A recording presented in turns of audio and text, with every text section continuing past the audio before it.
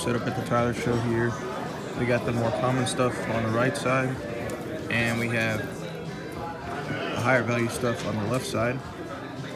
It's gonna be a good show. Bought some cool things so far, but excited to see who comes out and who picks up some coins. Maybe we buy a few things from the public as well. And to the republic for which it stands, one nation under God, indivisible, with liberty and justice for all. Alright guys, so it's Friday, midday here. We ended up buying some coins from a collector, and I'm going to show them to you here, and then we're going to give you a little bit more of an in-depth later. But we have a 17S Buffalo. Casey's not going to be able to pick up on it too good, but that's okay. We have 1859 Indian head cent XF45. Just a nice wholesome coin, not too expensive, not too overpriced. And then we have,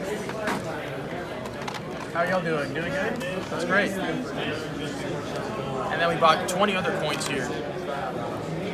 Maybe I could show you a few right now, and then maybe a little bit later we'll dive into those. But a lot of early date, 13 type 2 there. Got some nice toning to it. Bought a few 20-cent pieces, 75S XF40. We also bought a Carson City 20-cent piece, an AU53 CAC. Pretty tough. One of my favorites, which I'm going to try to find real fast, is this 1859O seated $half AU55 CAC. Just nice, wholesome, original. Has luster to it also, which is cool. But the show's off to a good start. Definitely happy we were able to sit down with collectors.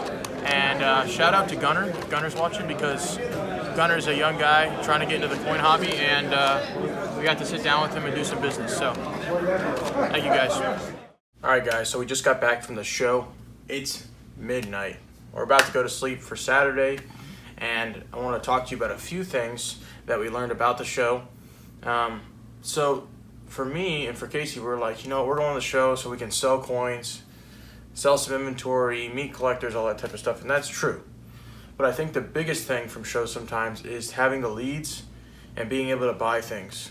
Because, a lot of us say, hey, we want to find that collector that wants to spend a certain amount of years looking for this for their set, but sometimes those shows don't exist. Sometimes someone's coming into a show for help and assistance in what they have, right? So we looked at a decent size amount of coins like we showed you guys earlier, and it was interesting because the way we kind of came across it is that this guy wanted a coin from the table next to us, and the table next to us is like, I really like to buy blast white high grade coins, and none of these coins are for me. He's like, I don't really want them. And so I was like, okay, well, we'll put prices on them and then we'll see what this guy says.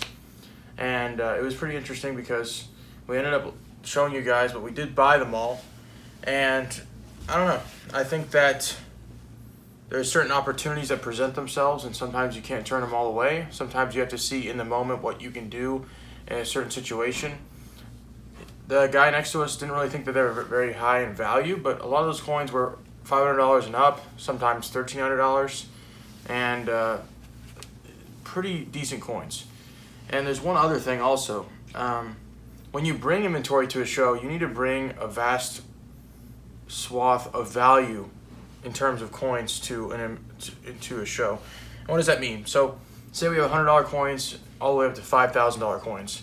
You're telling every collector that you can handle $100 coins all the way up to $5,000 coins. And so when that guy was rejected, or the guy next to us didn't want to buy those coins, he came over to our table, saw that there was some high-end coins there, and he's like, you guys look like you're serious buyers. You want to buy nice CAC coins, mid-grade. And so sometimes you just got to bring what you specialize in, or to bring something that shows everybody that you can buy those coins. And so everything all worked out today. It was very profitable, and it was a great show to sit down with people and talk with them, getting in more relationship with dealers also, which is good. And so let's take you guys along for tomorrow. Alright guys, so we just bought more from the collection here. As you can see, Indian head cent, 3 cent silver, a few more buffaloes. Saw a lot of buffaloes yesterday. And then we have this CAC seated dollar. Probably gonna hold on to this coin, keep it, because it's very hard to find CAC stickers on seated dollars. and I love the look of this one. So definitely a lot of cool pickups today. All right, guys, so just got home. Here are some of the buffaloes that we picked up from that collection. Here's the rest of the buffaloes. Some tough date buffaloes, as you can see. Some of the most notable ones is this 21S. Just gorgeous originality of the coin. Pure XF. CAC approved. I mean, just a stunning coin. Some other people also pick up on, which is the 26S and XF45. Still has some remaining luster, but not enough for AU. I think the detail's a little bit too weak, but a $1,000 coin right here, which is pretty tough. And then let's move on to the other purchases that we bought this weekend. So this is the stuff that we didn't buy out of the collection, except for this coin right here. We're going to show you in just a moment. But a lot of great stuff. Let's start off with this tray. Got some higher dollar, kind of higher grade Lincoln cents that are a little bit more modern, in case you wanted to try them out. And we already sold one of them, which is pretty cool. Then we have this 3070, which is the same type of high grade, nice red color, no distracting spots, CC approved. As you guys know, we've been going in through dimples a lot, especially 78cc. So this is the third one in like 2 or 3 weeks that we ran into. A guy bought one at, I think, at Grapevine, a dealer, and then he brought it to this show. This coin, I think, has a shot at CEC, and if it does pass, it's a pretty good upside for us. So we're going to send that one to CEC for you and see what happens with it. We have a few better date dollars here. This 93.0 is graded Fine 15 by PCGS. Nice circulated cameo to the coin, pretty original as well. Try not to buy cleany coins, try to buy ones that are nice and wholesome. Another dollar I want to show you guys is this 1859.0 seated dollar. It's got some blue color to it, but really wholesome and nice. It didn't pass its CEC, so it's something that we wanted to post on the website. 59.0s can be tough to come across, and so I thought this one was neat, and it also had that holder that some people like, the 35th anniversary. I think the collector said that he reholdered some coins and then tried to send them back to CEC, and that one didn't pass, sadly. But we have this 81S with some nice rim toning to it, and the luster is fabulous, as most of you guys know from the 81Ss. And here's another pretty cool coin. This is an 1875S chop mark trade dollar. Not as many chop marks on the obverse as the reverse. The reverse is what really jumped out at us and we thought was super neat. This is just a counter stamp by the Chinese when we sent trade dollars over there, and a lot of them have come back to the US. So for the final tray, guys, we have a few mixtures of type coins and half dollars. We're going to post all of our coins on our website, AcoushaCollectibles.com, with better photos so you guys can see everything that we post. Here's 1934 medium motto Washington quarter. Nice high grade, gorgeous luster.